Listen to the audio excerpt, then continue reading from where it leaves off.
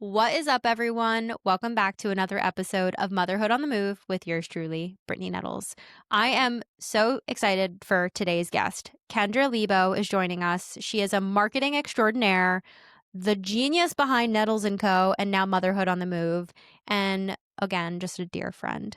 She is going to pull back the curtain on her branding and marketing strategy, some of her key elements, suggestions, processes, and answer some basic questions about starting a brand and what goes into that. So, without further ado, welcome, Kendra. I am thrilled for you to listen to this conversation, and let's dive in.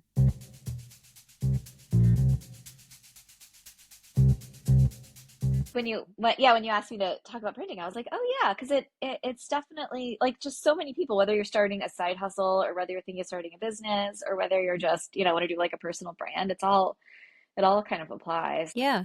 And there's so many people who want to start a business and they're like, where do I even Hmm. start? And I think like Where do I even start?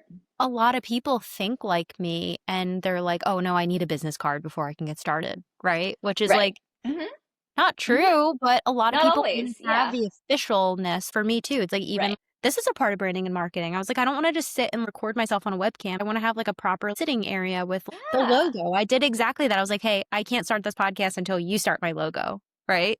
Right. Yeah, and that's something that's like personal to different people too. Some people might have that like I need to have that to feel official, to give myself confidence to put myself out there. And then some people might be, just have so many barriers to starting that it makes sense for them to just go for it and do that later. So a lot of that's personality too and experience and stuff like that. When I thought about the guests that I wanted to have on, I thought of two women immediately, and you were one of them. And the Oh. reason is because you are just truly the one who designed my brand, Nettles and Co. And you were one of the many reasons why I created such a recognizable, memorable, and effective brand. And I want to shed a lot of light on that and give you a platform to share with others what you do and who you are and the companies that you work with. So maybe you can help another woman in our orbit be successful with their brand too. So welcome, Oh. Kendra. So happy. Yay! Thank you. Thanks so much for having me. Yeah, of Yeah, course. and your brand is still one of my favorites. I still show it off all the time to potential clients. So yeah, For those of there you we go. watching, here we Love are it. Love with it. a And it was very much a little Easter egg. collaboration. She threw in Oh yeah, the our little. sticker at the bottom. Tell us a little bit more about yourself. Who are you? Who is Kendra? And tell me a little bit more about your firm. Thank you. Well, I've been a designer for 20 years, pretty much my whole career. That's what I've been doing. And I've had Kendra Lebo Design, so my own design studio since 2018. So since then, I've been working on branding for small businesses, mostly focused on women-owned businesses, and I focus on lifestyle brands, mostly hospitality, real estate, fashion, things like that, retail. So sort of a wide range, and then I focus on the premium to luxury markets. What did you do before you launched your own brand? I worked for a couple different companies. I mostly had my career experience was mostly in retail. So I started off my career here in Philadelphia working for Anthropologie and sort of branched out from there, doing textile design as well as graphic design. So I went to school for graphic design and ended up getting into more sort of the textile, decorative home stuff, that sort of direction, and then sort of took that experience and veered back into more branding, graphic design, and it was a great background to have expertise in those areas in that industry to sort of bring it all together. Yeah. And Anthro is just such a huge name to work for. And I'm sure that you've gleaned just so much experience and inspiration from them. What ultimately made you launch your own business? I really always had sort of an entrepreneurial spirit, I would say, and always sort of had side hustles and different ideas for things. So after, getting years of experience and sort of different design avenues, yeah, I decided it was time to start my own business. And like I said, it was an easy transition for me because I'd always sort of had side hustles and freelance clients and stuff like that. So it wasn't as I'm sure hard of a sort of decision or turn as some small business owners. Yeah, 'cause you were doing it part time. So taking the Exactly. leap from part-time to full-time, I'm sure gave you a little bit of your sanity back because you're not working this full-time and the Definitely. other Yeah, I things. remember. I don't even know how I did it. I remember having a period of time for maybe about a year when I was working full time and I had freelance, branding clients, and I had another side business doing like hand dyed textiles. And I was doing all that at one time. Looking back, I'm like, how did I do that? I don't know. Isn't that funny? You look back in hindsight and you're like, I was running on fumes. Would Yes. I do that again? Absolutely not. Was it worth Right. it?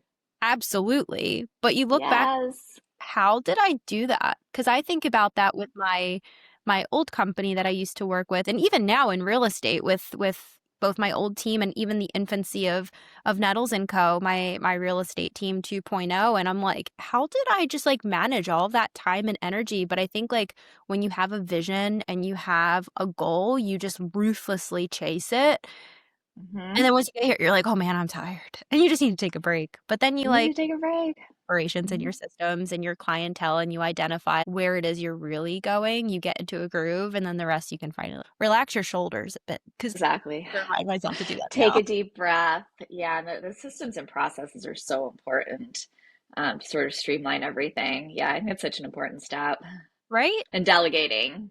That too. Yeah. So Yeah. I guess on that note, tell me a little bit more about your branding process when you bring on a new client.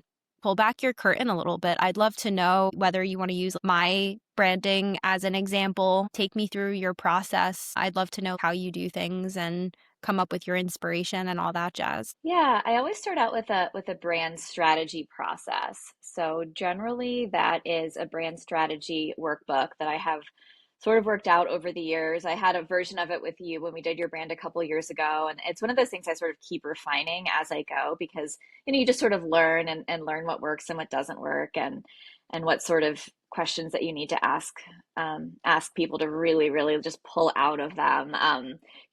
What the brand is about. So yeah, so that's generally at first figuring out their mission, their reason for being. Why are you starting this business? What your goals are, that sort of thing.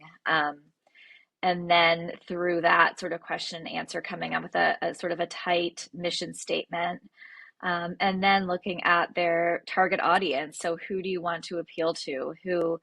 And if it's a business that's already existing and you're doing a rebrand, it might be looking at your current audience now, and then looking at goals for expansion, maybe where you want to expand, and then not only looking at sort of the demographics of your audience, but then looking at what is called psychographics. So it's more like what your audience does, where they hang out online, what they like to do. So a little sort of softer than just like demographics such as age and things like that. So really just getting into who they are, and then sometimes it's helpful from there to do a brand avatar or a couple brand avatars. So just sort of imagining like your maybe one or two ideal clients and sort of make it into sort of like an imaginary person, an imaginary friend, and then sort of makes it easier when you're going through these brand decisions coming up with your brand. Thinking about, okay, will this client, this potential client, this avatar, this person, will this resonate with them? And it sort of removes it from yourself a little bit. And brings those decisions. So maybe instead of relying on your personal taste, you really have sort of this filter to put it through. Like, is my potential client or potential clients, is this going to resonate with them? Is this going to help them? Is this what they need? And that's sort of the way I think about it. And sometimes there's some overlap, especially for more personal brands. Like, if you're a consultant or a solo brand, there's going to be a lot more overlap between yourself and your personality, your likes and dislikes, and your client, because generally you're working with clients that you have something in common with and you're sharing their expertise with them. Whereas for a product-based business, you might have a really wide range of people you're selling to. So then in that case, it sometimes becomes even more important to really, really look at who your audience is. And sometimes it might be different than what you think initially. Once you launch a brand and put it out there, you might find that your audience is a little different than you thought it might be, which is fine. It's just sort of like keeping up with it and just keeping that conversation going. Yeah. And the more that I listen to this, the more that I think like you become almost a business coach and like a Yeah. quasi therapist because Uh-huh. forcing people to objectively look at their brand because all of it's subjective at the end of the day. It's so personal, right? I'm a mom of one, but really I'm a mom of two because I have my human child and then I have my business child. And Business. yeah. And it's just hilarious to me, like how many hats you actually wear, but how much you force a business owner to like critically look at their brand through a very objective lens, which I think is so necessary while still pouring, right, the heart and the hustle back into it. And I Yes. think like Uh-huh. that is such a cool component of what you do because you can still help humanize a brand while still making it objective and for either a greater audience or the niche market that they're looking at. Do you Hmm. typically find that people come with these answers, or is it more of a volley process? Where do you find people are in their business journey when they typically start to work with you? I find a really wide range. I definitely have had clients who haven't really thought about it at all. They're just really in the beginning processes. And then I have clients who've done a pretty robust business plan. Maybe they've gone through sort of other brand guideline or brand processes they found online. So it definitely depends, but everyone I've gone through the process with has found it really, really helpful. And I try to organize it in kind of a linear way so that you sort of through the question and answer process and the volley process, you kind of arrive at your sort of mission statement and sort of distilling it down. It takes the pressure off a little bit, because I think a lot of small business owners struggle with they might have a lot of ideas swimming around, and whether it's like aesthetic ideas or just the nuts and bolts of the business ideas, and sometimes I think people find it really overwhelming to sort of distill that down. So I think just leading through a sort of linear question and answer process really helps with that. And then also just keeping in mind that this can all change. Like nothing's set in stone. All businesses evolve and they will. So it makes it like a little less scary, I think, to think about it that way. Yeah. And you already mentioned Mhm. it. The whole process is iterative and also Yep. the business, right? You could start with one idea and look and evolve over time. And I think that's the Hmm. beautiful part of all this is it's all Hmm. dynamic. Like nothing is Dynamic. static. Hmm. And that's what I think it makes it fun too. You get to watch these businesses really grow over time and evolve, and who knows, maybe we'll have version 3.0 coming down the pike. I was Hmm. definitely scrappy my first time around and I was like, I need a professional to come in and reinvent this and enhance it. And you've just done creative things and to you it might be simple, but I think that's also just why that makes you so good at what you do. Like it's how your brain is wired. Your creativity is just outstanding and I hope you see that and get told that often because it truly is. Thank And you. with that said, like, where do you source your inspiration? Just watching you go to work and like bring these elements of design and color, how do you do it? Is there a formula? Is it just, again, just the way that your brain is hardwired? Like, I'm truly impressed by it all. How do you do it? Oh, thank you. Yeah, I think a lot of it is, and just getting back to sort of the process, then, Mhm. the next step in the process after sort of the nuts and bolts of the business is thinking about sort of the brand vibe, the brand voice. And we did that with you. I remember we were, sort of thinking this maybe needs to be a little bit edgy, a little, not too edgy, but a little bit edgy and I was like, I not want a too little bit of soft. whimsy, but we need Yeah, professionalism too, because that's our brand. exactly. We're human. We want to have fun. We want to make it approachable. But how do we do that? How do we do that? Yeah, so that's a really, really good starting point, to think about that. Yeah, and then from there, there's a couple different ways I sort of approach things. So, one thing is looking at what's out there already, in the industry and thinking about, how your brand fits in to the industry, and to your sort of marketplace. So within, say, whether it's, I guess we can use, we can use anything the same, like use real estate as an example. So within these sort of maybe 10 other, firms, where do you fit in as far as size, scale, as far as market?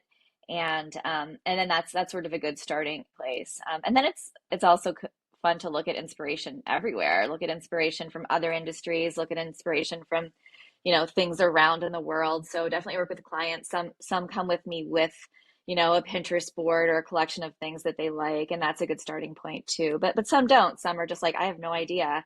And then it's good to sort of go through that process together and just sort of look at things that are inspiring. So it might just not be design. It might be, you could be doing a brand for a product, but you might be looking at color inspiration from interiors or from nature, from photography, and just sort of pulling from a lot of different sources for inspiration.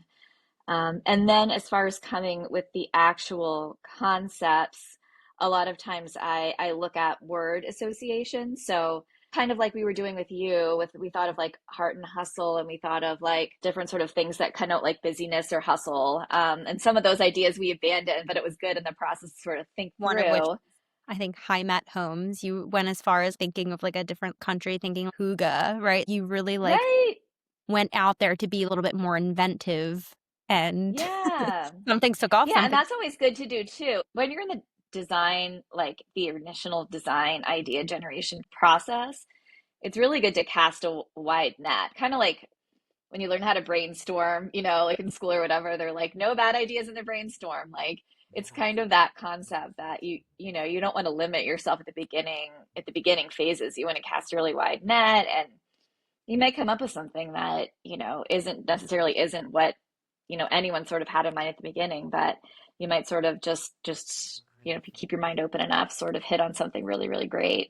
Yeah, and word associations are good for that, just sort of writing out different words and connecting them. And that sort of might spark an idea that then can be like pulled into the visual, moved into the visual. This is bringing me back. Like, I might geek out a little bit. I've been in the startup branding marketing space since I was, I think, a sophomore in college. And with my old startup, which was in the CPG space, which I know that you work with products like you've mentioned, like Yep. perfumes or soaps or whatever it might be. And I just know Hmm. how different it is. Like your intentions and your goals are just so different from real estate company, for example. How does this product look on the shelf? You want to think about the style of packaging. Is it flat? Is it a bag? The gusset, the way it stands, right? It's Yeah. just bringing me back to all of that. And whereas real estate, you're thinking about a website, I want client gifts, I need a for sale sign, I need listing guidebooks, which you've helped me with, I need open house signs, we need business cards, you need headshots, and bringing all of those elements together. But depending which industry you're in, it's a little bit of branding and marketing gymnastics because there's just so many different things you can do. But I'm sure depending on what product or service you offer, there's different things that you might want to think about. And what I appreciated about working with you too is you helped me think of additional things that I could add to my business to help me stand out from my competition too. And there's other things that I've admired about my competition that I've brought in and did my own version of. But anytime I need some inspiration, I always tap you. I'm like, hey, I have this swag bag I need to add to, or hey, this I know I keep referencing the coffee mug, but we know that we're coffee fanatics over here. We love coffee. Love coffee. And I think that's something we all share mutually too. Arguably a little bit too much, but really no such thing. The limit does not exist. Right. Um, but yes, just some things to consider for those who have a product or a service, or, when they're thinking about branding, there's just so many different directions you can head. But where you're going to start is really like, what are your core products and core elements of your marketing that you want to focus on? And I appreciate that you can guide them through all of that and introduce new things that maybe they Hmm. were thinking of. Yeah, yeah, absolutely. Yeah, it's a really important distinction between a service-based business and a product-based business, like you were saying, and just really a really different. Yeah, you want to allocate your resources differently in that way, right? So, yeah, Yeah. like you were saying, a product-based business, the packaging is so important. It's such a big investment, especially if you're in any sort of like retail space. It's like that's where you want to really put your packaging and then e-commerce site, and that's where you really want to focus Yeah. your yeah. I think I'm still traumatized from the CPG, the consumer packaged goods space that I was in for like Hmm. a sliver of time. It's probably the hardest nut to crack is like, how do you stand out on the shelf from everybody else? And how do you drive It's traffic really to your website? challenging. Yeah, it is. Yeah. So those of you out Yeah. who are listening to this and have a product that goes on the retail shelf, I stand with you in solidarity and my heart goes out to you. But work with somebody like Kendra who can actually help your product stand out from the masses. My best friend has a packaged good that she's been innovating as well and growing over the past almost 15 years now, which is insane to Oh, say. And wow. she's somebody I Yeah. worked with when before I got into real estate, and that's where I got all my marketing and sales experience. And Mhm. she just did her third iteration. So again, to your point, you can evolve over time and say, hey, this Mhm. performed well and this didn't, and hey, this is Yep. being received well and this isn't, and you can just keep iterating. Mhm. And I think that's the most freeing part of all of this is and less intimidating part of all of it is you don't need to hit it the first time around. You just need to get it off the ground. Right. Absolutely. Absolutely. And that is a really good lesson to think about. Um, to think about not, just keep iterating, look at everything as a test, especially in product-based businesses.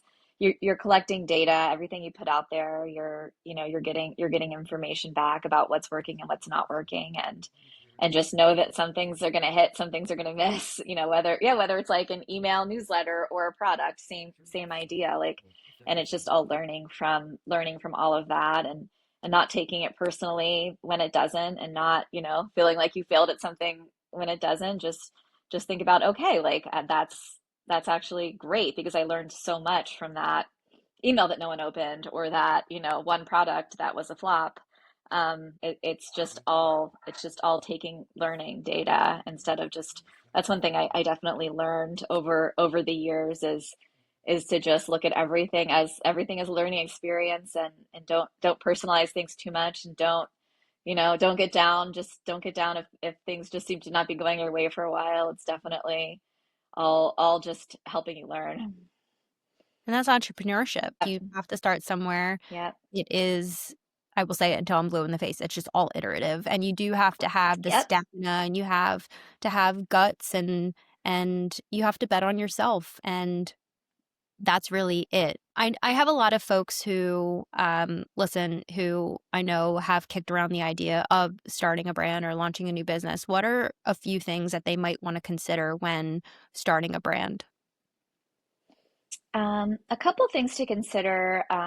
Yeah, definitely think about your budget. I am a proponent of investing in branding. I think it's really important, but the timing of that is important too. And maybe when you're just sort of kicking around the initial stages of an idea, maybe especially if you're doing a service-based business, say a consulting business or something like that, it might be better to go out and get some clients first, and work your connections, go on LinkedIn, that sort of thing, and just get the business going before you invest in branding, and generate some revenue before you invest in branding. Whereas a product-based business, like we were talking about, it's really important to have that, especially if you're trying to raise capital or something like that. It's really important to have a solid brand and put that out there, to sort of legitimize yourself in the marketplace, and just sort of get your name out there. So in that case, I would say it's important to invest in branding right off the bat. I think a lot of entrepreneurs when starting a business, there's a lot of roadblocks, and there's a lot of things that you can sort of tell yourself you're not ready. And I think if one of those things is I can't start until I have a logo, then that's not true. You can start. Like, sometimes it's good to just start and just start doing it. And then when you get to the point where you feel like, okay, I have a good idea of what this business is going to be. Because sometimes people start and they're like, I want to do something. I have a couple different ideas. I'm going to try a couple different things. I'm not sure. And I'd say at that point, don't invest in branding yet. If you're not sure and you're just going to try a couple things out, maybe do a side hustle, side business, see how that goes, I would say don't yet. Whereas if you're at the point where you're like, okay, I know what I'm going to do. I've tried a couple different things. I'm really passionate about this idea. I really know I want to go forward with it. Then that's probably a good time too. And how much would you suggest people budget for branding and marketing support?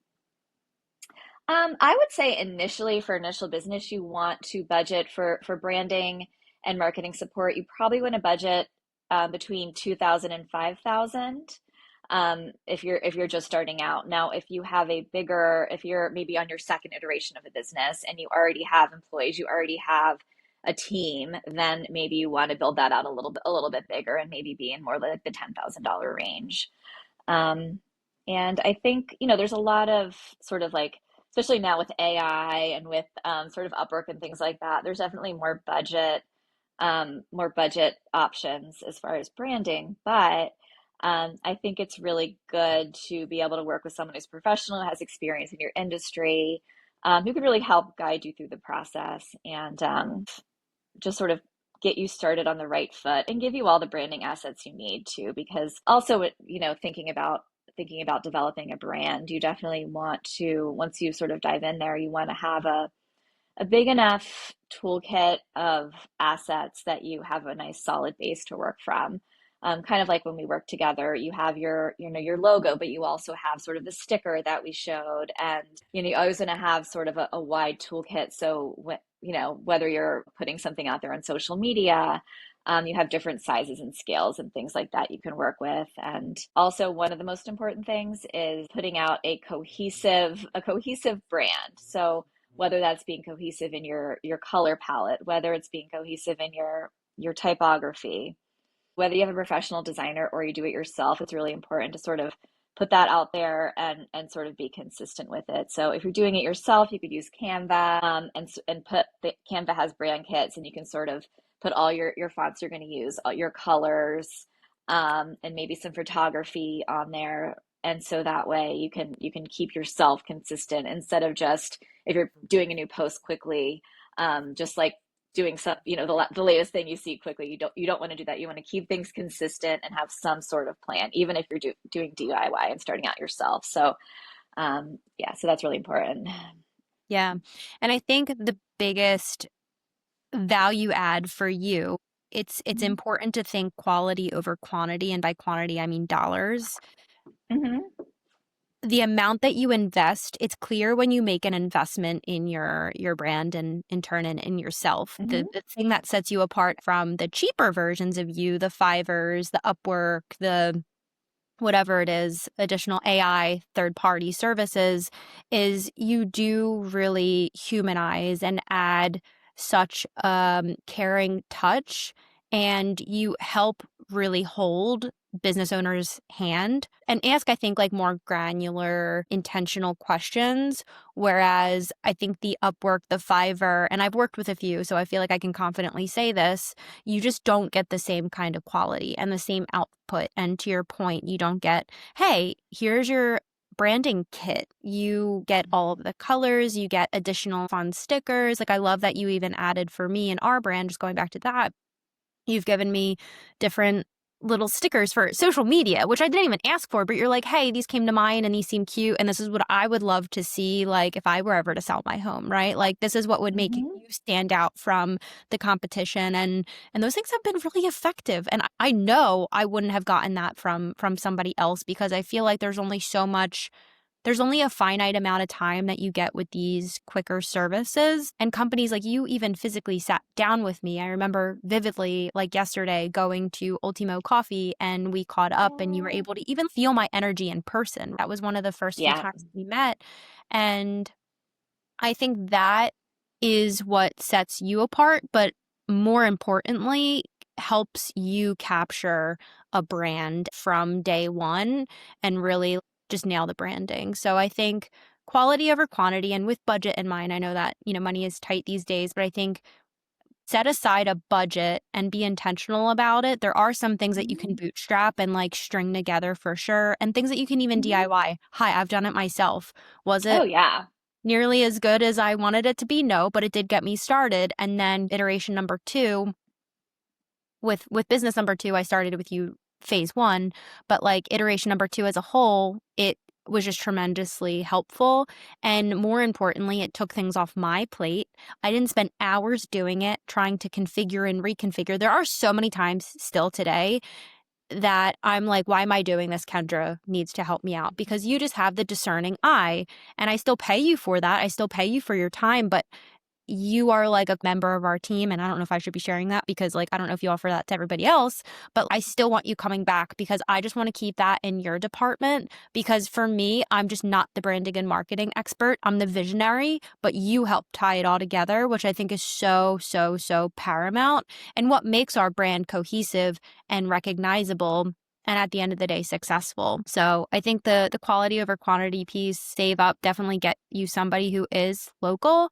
I know that AI Mhm. is helpful and can get you off the ground. I still use Canva, so I love that you created the branding kit. You plugged it right in. Now I use it all the time, and I've uploaded even Mhm. Motherhood on the Move stuff because Yeah. I called you up again and said, "Hey, Kendra, I have this idea." And you're like, "Yay, let's do it." And you were able to cohesively marry my existing brand with a future brand, and I absolutely adore it. You wove in the keystone, the colors, put like MOM in there and just made it really Mhm. cool. So I just love that you can evolve with us and more importantly, just help the brand itself evolve and grow. So for me, the line item marketing budget is always there because there's always a need for it because we're always going and iterating and listening and coming up with these crazy ideas. So wait for Yeah.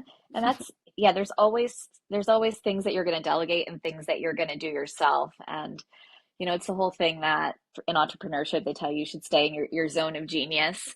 And it's hard. I find myself all the time, just like you were saying, I'm like getting really into the weeds on like how to do some sort of like web development. And I'm like, wait, like why am I doing this? I This always say isn't like this is don't taking me WebMD so yourself. long to figure it Yeah. out. Yeah. Yeah. Yeah, so but it's so easy. And I think all of us who have that sort of, who are entrepreneurs, you have that you sort of have that like do it yourself kind of I'm gonna roll up mentality. my Most sleeves and yeah. right. Mhm. Yeah, we all do. So it's always like a challenge to just take a step back and be like, okay, is this something I should be doing? Is this moving the needle? Or is this something I should be delegating? And it Yeah. is really hard, but Right. yeah. I commend myself for always taking a crack at it. I'm like, all right, let Yeah, me try this out. But if I need, I don't know, like a new rack card for something, this new building that we're putting up, or this brochure, or I need to update our listing guides, I take a stab at it, but typically I'm Mhm. unsuccessful. And I'm like, I don't want to say sloppy with it, but I'm even just you're masterful at putting just words Mhm. where they should be. And I'm like, oh yeah, that makes perfect sense. And you just weave it all together. So I think just that's the professional in you. The same way Yeah. you leave real estate selling to me, I leave the branding and Mhm. marketing to you because it's just I don't have that vision and that Right. creative side of the brain. Yeah, yeah, and it's experience too. Like this is what we do every day, so a lot of that is just experience too. And yeah, and it's always good to, sort of branch out and try new things. But at the end of the day, it's like this is our area of expertise. And 100%. yeah, and it's good to be able to share it with people. 100%. You already mentioned Yeah. Canva and you mentioned some Fivers and like other DIY stuff. Are there any other Mhm. platforms that you typically recommend maybe for somebody who isn't ready to take the full branding and marketing plunge yet and wants to continue to bootstrap a little bit more? What are your favorite platforms? Yeah, I think Squarespace is great for DIY websites, especially for service-based companies. And then for more product-based businesses, Shopify is good. And they both have a lot of good templates these days that make it, easier to sort of plug and play. And you're not going to be able to refine it as much, obviously, as if you have a designer designing it for you. But if it's one of those things where you just want to sort of get something off the ground and get something out there, then I think those are both great options. I think for stock photography, Unsplash is great for stock photography for just any backgrounds, things like that. There's a paid level and a free level, so the free level is great for most people. I still use Yeah, Unsplash. You can find a lot of yeah. Unsplash photos like on our website, for example, outside of like our team branding and like photo shoots that we've done. It's all Unsplash, Hmm. baby, free. Yeah, it's great. They're great, and they have huge range of stuff that's available. And yeah, and they're high quality photos. You can just download them, and it's a great resource. I love it. What are some of your favorite brands, either locally to Philly Ooh, or maybe regionally, nationally?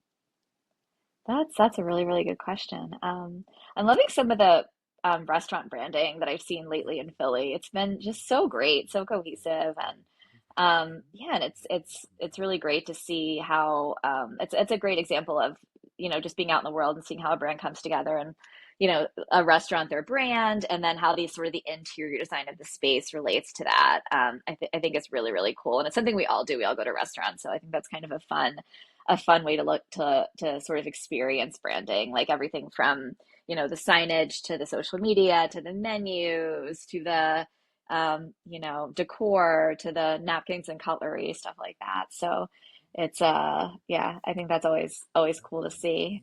Yeah, I don't know if I went to River twice in Philly for dinner. Oh yeah, Yes, I went there. I think one of the best burgers in Philadelphia, and like Ah, they're not even known for their burgers. so great, so great. That was our celebratory dinner after the house sale.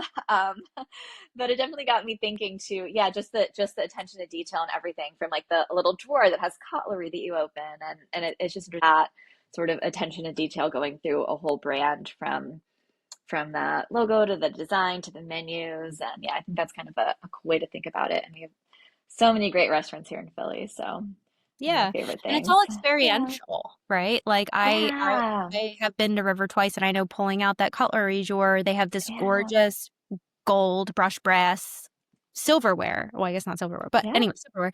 And Mhm.